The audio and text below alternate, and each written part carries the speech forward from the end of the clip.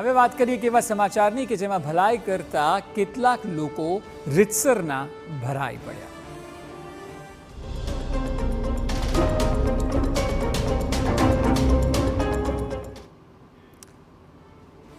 જો વિકાસ કોઈનો હક છીનવીને થતો હોય તો આવો વિકાસ જોઈતો નથી। વિકાસ જો કોઈએ કરેલી ભલાઈનો ફાયદો ઉપાડીને થતો હોય તો આવો વિકાસ નથી જોઈતો। વિકાસ જો માણસાઈ સામે દાદાગીરીથી થતો હોય તો આવો વિકાસ બિલકુલ નથી જોઈતો। આ સૂર છે મહીસાગર જિલ્લાના મલેકપુર ગામના એ ખેડૂતોનો જેમને ભલાઈ કરવાનું પરિણામ નુકસાનથી મળી રહ્યું છે।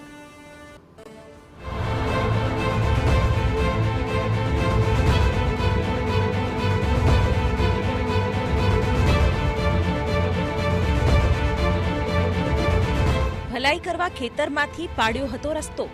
ખેડૂતોને અવરજવરમાં અનુકૂળતા માટે કાઢ્યો હતો રસ્તો। વર્ષોની ભલાઈનું મળ્યું છે હવે દાદાગીરીનું ફળ। ખેડૂતોની જમીન પચાવી પાડવાનું રચાયું છે ષડયંત્ર। જર જમીન અને જોરું ત્રણેય કજિયાના છોરું। આપણા વડવાઓએ આ કહેવત સમજી વિચારીને જ પાડી હશે। એમાંય જમીનની વાત આવે તો લોકો લોહીના સંબંધો પણ ભૂલી જાય છે। અને અહીં તો જમીનમાં વિકાસને લઈને સર્જાયો છે વિવાદ। ડામરનો બનેલો આ રસ્તો વિવાદનું મૂળ છે। સ્થળ છે મહીસાગર જિલ્લાના લુણાવાડા તાલુકાનું મલેકપુર ગામ। અહીં ખેડૂતોની જમીનનો ભોગ વિકાસ લઈ રહ્યો છે અને તે પણ દાદાગીરીથી। વાત જાણે એમ છે કે વર્ષો પહેલાથી ખેતરોમાં સામાનની અવરજવર માટે ખેડૂતોએ સંપીને જ તેમના ખેતરોમાંથી એક નાનકડી પગદંડી કાઢી જ્યાંથી ખેડૂતો ખેતરમાં આવતા જતા। ક્યારેક ક્યારેક ગામ લોકો પણ આ રસ્તાનો ઉપયોગ કરતા હતા। લાંબુ અંતર કાપવું ન પડે જેથી લોકોને આવતા જતા ખેડૂતોએ ક્યારેય રોક્યા પણ નહીં। પરંતુ આજ ખેડૂતોને આંચકો ત્યારે લાગ્યો જ્યારે તેની જમીન પર પંચાયતે પાકો રસ્તો જ પાસ કરીને રસ્તો બનાવવાનું કામ ચાલુ કરી દીધું।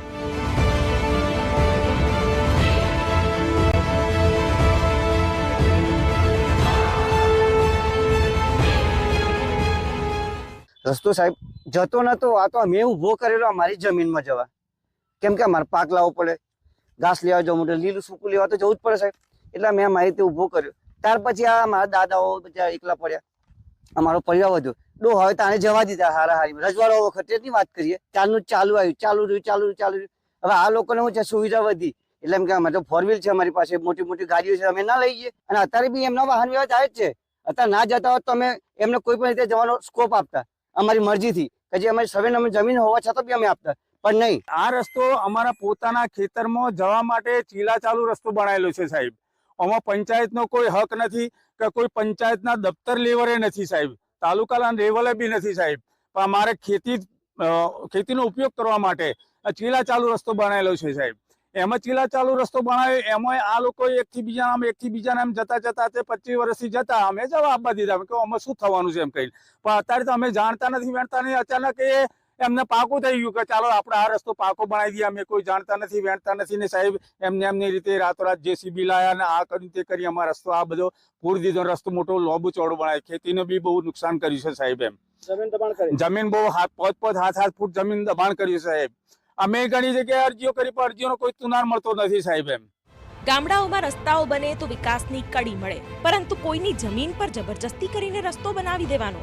જે ખેડૂતોની જમીન છે તેમને તો જ્યારે જેસીબી આવીને ડામર પાથરવા લાગ્યું ત્યારે જાણ થઈ કે તેમની માલિકીની જમીન પર કહેવાતો વિકાસ કબજો કરી રહ્યો છે। ના ખેડૂતને જાણ કરાઈ, ના ખેડૂતની સંમતિ લેવાઈ। જો કે તાબડતોબ ખેડૂતો પહોંચ્યા અને રસ્તો બનાવતો અટકાવ્યો।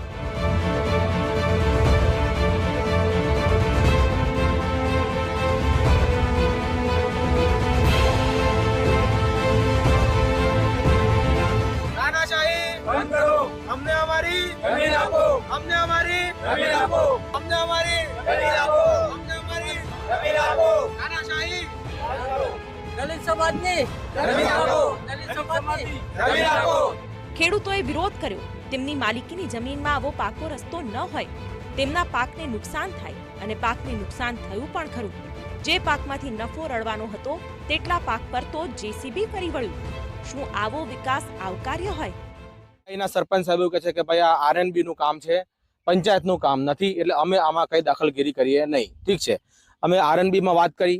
આરએનબી ના સાહેબે રસ્તો બંધ કરવા માટે આ લોકોને અરજી બી આપી કે હમણાં તમે જે છે જ્યાં સુધી ખેડૂતોનો પ્રોબ્લેમ સોલ્વ થાય નહીં ત્યાં સુધી આપણે રસ્તો ચાલુ આવ્યો, તમારો જે જમીન છે 200 મીટર એ ચાલુ કરવા જ નથી. તો બધા માન રાખ્યું એમનું. આ લોકોએ બી 2 દિવસ પછી પાછા આ લોકોએ કામકાજ ચાલુ કર્યું, જે સાહેબને જાણ હતી નહીં. ત્યાં આગળ ફરી એમને સાહેબને જાણ કરી, ફરી રસ્તો બંધ કરાયો. હવે આ લોકોએ બળજબરી ખેડૂતોની જમીન પચાવી પાડવા માટે અમારા ઉપર 78 જણાએ પોલીસ કેસ કર્યો. જ્યારે અમારા રસ્તા પર કામ ચાલુ અમે કામ ખાલી બંધ કરવા માટે આવ્યા, તો જેનું એ જમીન નથી કે કશું નથી એવા અધર ગામના માણસો 100 થી 150 માણસો અમને સામા થયા, અમને મારવાની ધમકી આપી અને પોલીસ બંદોબસ્તની અંદર આ કામ કેમ કરવું પડે છે એ અમને ખબર નથી પડતી. ગામનો રસ્તો પંચાયતનો જૂનો રસ્તો છે કે ત્યાં પાછળ પાણીનો ટાંકો છે, ત્યાંથી એમ નીકળતો હતો રસ્તો, બરાબર છે. એ રસ્તો ચાલુ છે, પણ એ લોકોએ શું કર્યું છે, એ રસ્તા પર દબાણ કરી આજુબાજુના લોકોએ જમીન અંદર લઈ લીધી, રસ્તો સાંકડો કરી લીધો છે ત્યાં આગળ. મૂળ તો ખાનપુરથી મલેકપુરને જોડતા હાઈવેથી ગોવિંદપુરા ગામ તરફ રસ્તો જાય છે અને કોઈને ફરીને ન જવું પડે એટલા માટે જે સાંકડો રસ્તો હોય તેની પર પાકો રસ્તો બનાવવાની મંજૂરી લાવીને રસ્તો બનાવવાનું કામ ચાલુ કરી દીધું. ખેડૂતોનો આક્ષેપ છે કે તેમની કોઈ સંમતિ હતી નહીં, તો મંજૂરી આવી કેવી રીતે? જોર જબરદસ્તી કરી, ડરાવી ધમકાવીને અમારી જમીન લેવી છે એ લોકોને. બીજું કે અમને કહ્યું બી નથી. મારી 8 ફૂટ જગ્યા પૂરી દીધી છે સાહેબ. ઉભા પાકમાં મને 10 મણ મકાઈનો મારો પાક બગાડ્યો છે લોકોએ. હવે ખેડૂત ખેતી કરે એ કરે, એને પ્રોફિટ કેટલો હોય? 5-7% જેને પ્રોફિટ મળતો હોય, એમાં બી મારામાં આ જે જેસીબી નું જે પૂરણ કર્યું છે, મારા 10 થી 12 હજારનો ખર્ચો કરે ત્યારે મારું સીધું થશે ખેતર. ફોજીમો છે એમણે પણ અરજી રક્ષામંત્રી પાસે કરાઈ, તો પણ એ અરજીનો પણ જવાબ નહીં મળ્યો. અને વારંવાર મહીસાગર જિલ્લાના અધિકારીઓ તથા રાજકીય નેતાઓ આવી અને રસ્તો આપી દો એ જ વાતના દબાણથી બહુ પરેશાની કરે છે. અને એ કાળુભાઈ લાલાભાઈ એ બહુ મારી નાખવાની ધમકી પણ આપે છે. પોલીસ રિટાયર થયેલા માણસ છે, એટલે એમનાથી બહુ બીક લાગવાની. એ બહુ ખતરનાક માણસ છે બહુ, એટલે કાયમને માટે અરજીઓ કરી કાયમ હેરાનગીથી બહુ કરે છે. શું કોઈની દાદાગીરીથી આ રસ્તો મંજૂર થયો? શું કોઈની ધાક ધમકી અને જો હુકમીથી ખેડૂતોની જમીન પર કબજો કરવાનો કારસો રચાયો છે? આમ તો એક રસ્તાની માંગ માટે લોકોના પગરખા ઘસાઈ જાય ત્યાં સુધી કામ થતું નથી, તો આ કામ મંજૂરીઓના નિયમોને નેવે મૂકીને કેમ પ્રારંભ કરી દેવાયું?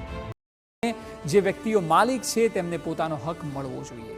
આટલા બધા સવાલો છે. વાત એક ગામની છે, પરંતુ સવાલ આડેધડ રાજકીય વખતથી થતા વિકાસ સામે ઉઠે છે. ફેબ્રુઆરી મહિનાથી મલેકપુરના ખેડૂતો હેરાન પરેશાન છે. હાલ રસ્તો બનાવવાની કામગીરી તો અટકાવાઈ છે, પરંતુ ક્યાં સુધી તેઓ ધાક ધમકી અને રાજકીય વખત સામે ટકી શકશે તે સવાલ તેમને કોરી ખાય છે.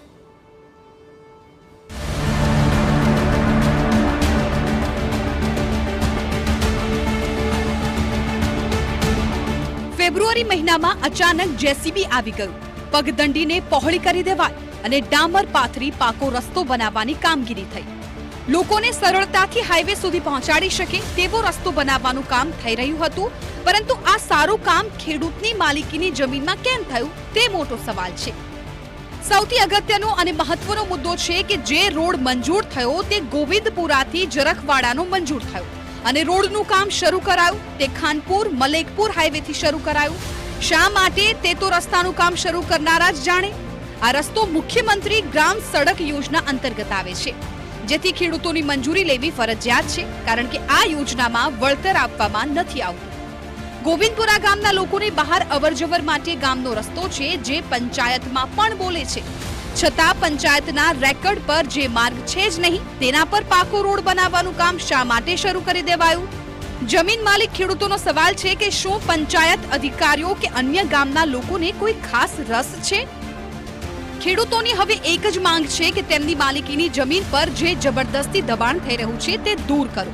જો કે પંચાયત માર્ગ અને મકાન વિભાગની મંજૂરીથી કોન્ટ્રાક્ટથી રસ્તો શરૂ થયો હતો, તેને તો ખેડૂતોએ અટકાવ્યો, પરંતુ હજુ સુધી ખેડૂતોની એ દહેશત દૂર નથી થઈ કે ગમે ત્યારે ફરી આ જમીન પચાવવા માટે નવું કોઈ કારણ ફૂટી નીકળશે. ગામના સરપંચ એવું કહીને છૂટી રહ્યા છે કે અગાઉના સરપંચોએ ઠરાવ મંજૂર કર્યો હશે, મને કઈ જાણ નથી. ના એ વસ્તુ શું છે, ઉપરથી મંજૂર થઈને આવેલ છે. કઈ ગ્રામ પંચાયત અને મારા શું કહેવાય કે આગળ બધા સરપંચોએ જે ઠરાવ કરીને આપ્યા હોય એના અનુસંધાને રસ્તો આવ્યો છે, અને મારા આવતા સંગાતે તો 1.5 વર્ષમાં રસ્તો થઈ ના જાય, એટલે એમના ઠરાવથી રસ્તો આવેલ છે અને સર્વસંમતિ ખેડૂતો નથી, એટલે મારે રસ્તો અત્યારે હાલ ઊભો છે.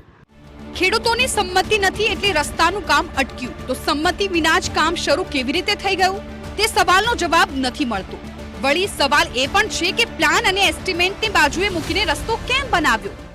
એટલે એમાં તો કેવું હતું કે જે તે વખતે સર્વે આ લોકોએ કરેલું હતું.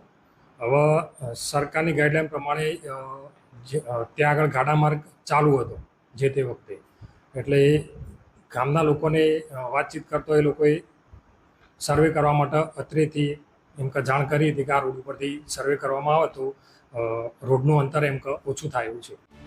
કેવી દુવિધા!